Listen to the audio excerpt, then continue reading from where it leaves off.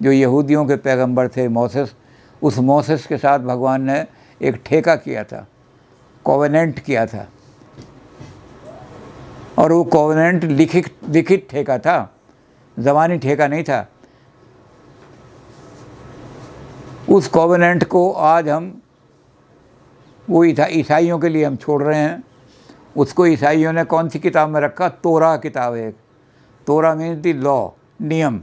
तो ईसाइयों ने कुछ नियम बना करके वो सारा पुराना कोवेनेंट जो था, जो भगवान ने संधि की थी, उस संधि को एक तरफ रख दिया।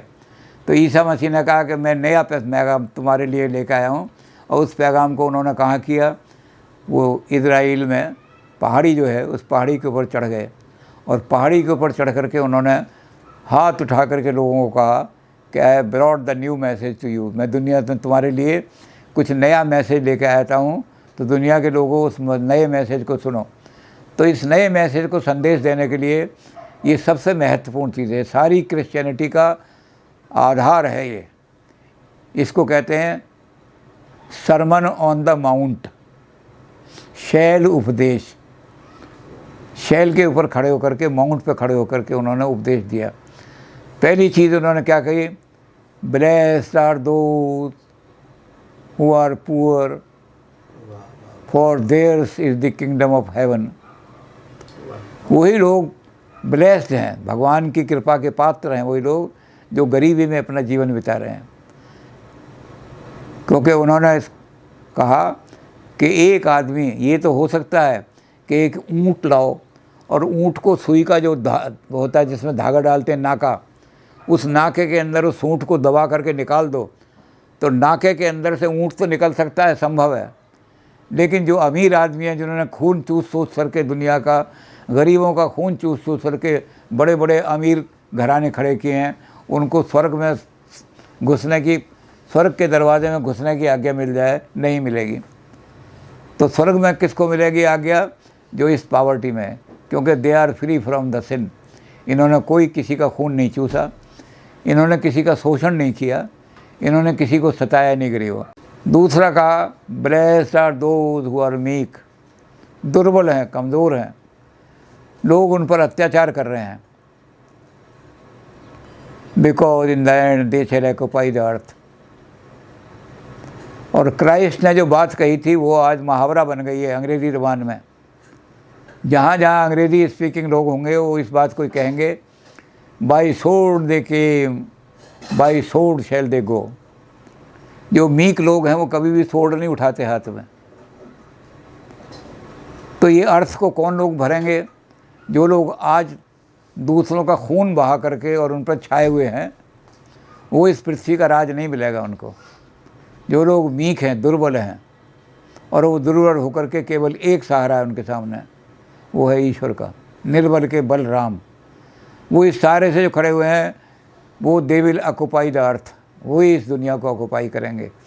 विनम्र वही लोग रह जाएंगे दुनिया में, और ये जो जालिम लोग हैं कभी सब मर जाएंगे, ख़त्म हो जाएंगे। एक दूसरे से लड़ लड़ करके जालिम ख़त्म हो जाएंगे। सिर्फ मीक लोग, दे शैल ऑक्युपाई द अर्थ। तीसरी चीज़ उन्होंने कही, those blessed are those who are merciful, जिनके मन में दया है, मर्सीफुल है, वो बड़े भाग्यवान हैं, ब्लेस्ड हैं, भगवान की ब्लेसिंग उन पर है। तो blessed are those who are merciful, for they shall receive the mercy of God. जब उनको कोई मारने के लिए आएगा, उनको कोई कुचलने के लिए आएगा, या उनको पाप के कारण से किसी बीमारी में फंस जाएंगे, तो उन पर कोई मर्सी नहीं करेगा भगवान, उनको कोई मर्सी नहीं देगा। भगवान किसको मर्सी देगा? दोज़ हु आर मर्सीफुल, जिन्होंने दूसरों पर दया की है, भगवान उन्हीं पर दया करेगा। तो अंत में उन्हीं पर दया होगी। तो तीसरा उपदेश दिया कि blessed are those who are merciful. चौथा उपदेश दिया, blessed are those who are pure in their conscience. छल से, कपट से, दंभ से जो बिल्कुल रहित हैं। किसी से बात करते हैं तो छल से नहीं करते, स्वार्थ से बात नहीं करते, बल्कि निश्चल होकर के। प्योर कॉन्शियंस है हमारा। और प्योर कॉन्शियंस में क्या होगा? Who are pure in conscience. तो blessed are those who are pure in conscience, for there shall see the god. भगवान का दर्शन वही कर सकेंगे और किसी को भगवान का दर्शन नहीं होगा। सारी दुनिया तपस्या करते हुए मर जाओ, लेकिन अगर आपका कॉन्शियंस प्योर नहीं है, आपका ज़मीर पवित्र नहीं है, आपकी अंतरात्मा पवित्र नहीं है, तो ये आपको भगवान के दर्शन नहीं होंगे कभी भी। 1000 साल भी तपस्या कर लो तो they will see the God. Blessed are those who are pure in their conscience for they shall see God. और 5वां उपदेश दिया, blessed are those who are the preachers of peace, who are apostles of peace. जहाँ जाते हैं शांति का ही संदेश देते हैं, चाहे वो घर में शांति हो, चाहे समाज में शांति हो, चाहे राष्ट्रों में शांति हो।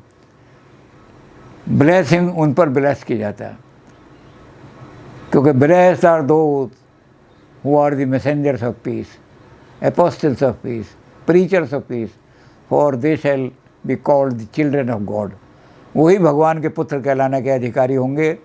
ये चिल्ड्रन ऑफ गॉड हैं जो पीस का मैसेज दे रहे हैं, और ये जो पीस का मैसेज नहीं दे रहे, ये चिल्ड्रन ऑफ शैतान हैं, ये शैतान के बच्चे हैं। तो 5 चीज़ें उन्होंने कही, इसमें से सारी एथिक्स आप निकाल सकते हैं। ये फाउंडेशन है क्रिश्चियनिटी का। सर्मन ऑफ द माउंट को जो नहीं मानता वो क्रिश्चियन हो ही नहीं सकता। चाहे वो संप्रदाय बहुत हैं, क्रिश्चियनिटी के बड़े संप्रदाय बन गए, लेकिन सारे संप्रदाय जो हैं वो इस सर्मन ऑफ द माउंट को मानेंगे। और जो सर्मन को नहीं मानेंगे उन्हें कहेंगे तुम तो यहूदी हो, अभी तुम क्रिश्चियन नहीं बने हो, तुम पुराने यहूदियों में हो। तो जो इन सर्मन ऑफ माउंट को मानेंगे वही क्रिश्चियन है। ये फाउंडेशन फंडामेंटल प्रिंसिपल ये है इनका। एथिकल लॉ सारे इसी में से निकले हैं, जितने भी एथिक्स निकली है क्रिश्चियनिटी की, वो इन 5 सर्मन में से निकलती।